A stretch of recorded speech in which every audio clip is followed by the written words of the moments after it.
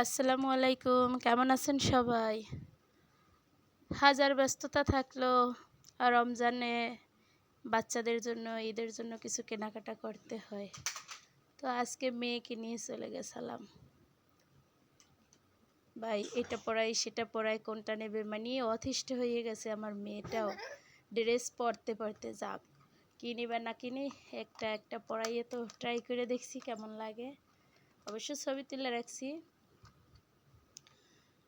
একটা ড্রেস পরাইতেই হেরে লাগে আধা ঘন্টা।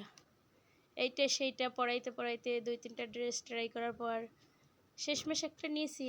তো আমার ছেলে আবার সেটা ভিডিওতে আনতে দেয় না, কারণ সেটা নাকি ঈদের দিন দেখাবে। ঈদের দিনের আগে দেখাইলে নাকি মজা থাকবে না। আমার মেয়ে তো শেষ ড্রেস পরতে পরতে, মানে 4টা 5টা ড্রেস পরছে, পরে কান্না করে দিয়েছে, নিয়ে আসছি।